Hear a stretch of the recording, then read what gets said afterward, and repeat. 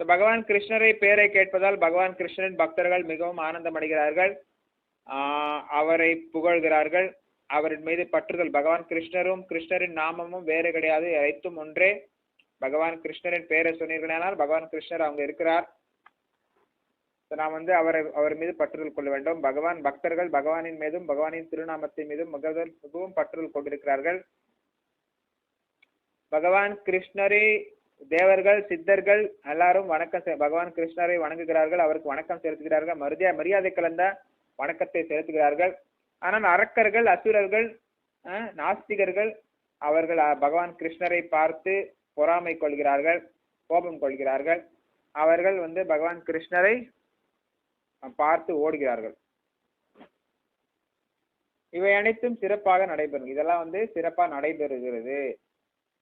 இதெல்லாம் காரணம் பொறாமை